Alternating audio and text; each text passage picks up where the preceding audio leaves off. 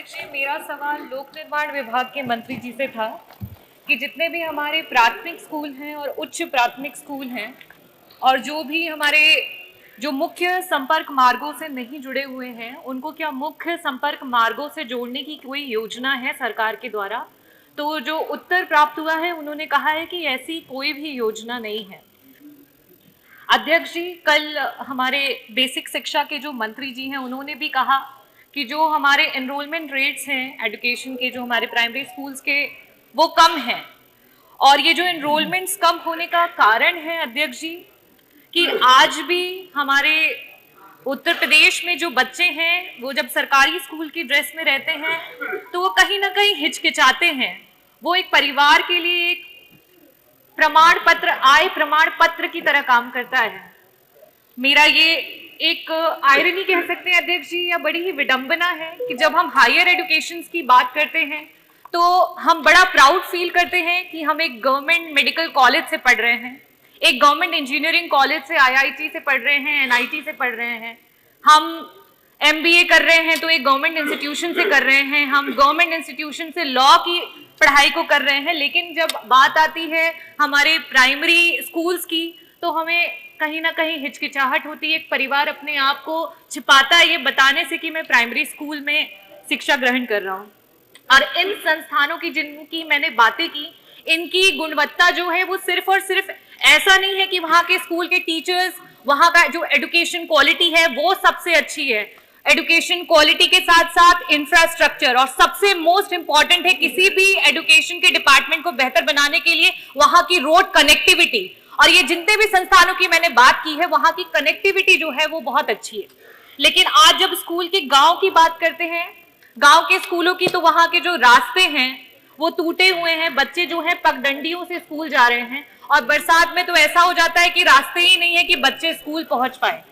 तो मेरा मंत्री जी से ये मैं पूछना चाहूंगी कि क्या सरकार, क्योंकि अभी तो कोई योजना ऐसी है नहीं, क्या सरकार इस पे मंथन करेगी और कोई ऐसी योजना बनाएगी ताकि जितने भी हमारे प्राथमिक और उच्च प्राथमिक विद्यालय हैं उन्हें मुख्य मार्गों से जोड़ा जा सके, और यदि बनाएगी तो उसे कब तक करेगी? साथ ही साथ मैं सरकार से ये भी पूछना चाहूंगी कि आपके द्वारा ही कहा गया था कि जहां जहां पे जो भी स्टूडेंट स्टॉप करेंगे, अच्छे अंक लाएंगे, उन स्कूलों को प्राथमिकता देते हुए उन स्कूलों की जो रोड्स हैं उनको बनवाई जाएगी या मरम्मत कराई जाएगी।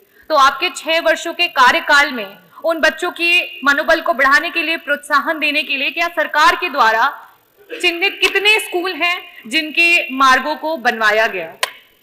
साथ ही में ये स्कूल्स अध्यक्ष जी शिक्षा ग्रहण करने के लिए तो है ही हैं, साथ ही साथ यहाँ पे एक बहुत ही बड़ा जो हमारा कॉन्स्टिट्यूशनल हमें अधिकार मिला है मतदान का।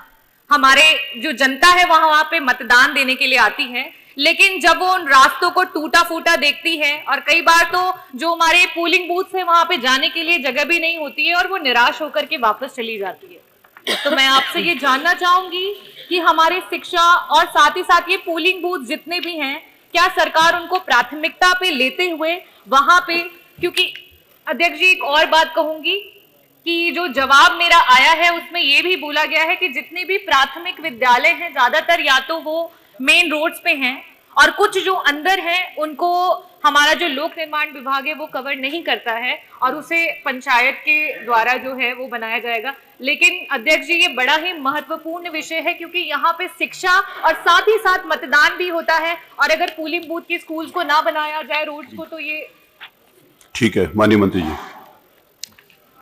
अब कुछ बाकी तो नहीं है? जैसा कि मंत्री जी ने कहा है, ये पूछ लें उसके बाद आप पूछिए, बताइए। अध्यक्ष जी जैसा कि मंत्री जी कह रहे हैं कि बहुत ज्यादा मतदान बढ़ा है, मैं अपनी अगर विधानसभा की बात करूं नहीं, उसके ऊपर बात है, शिक्षा पे।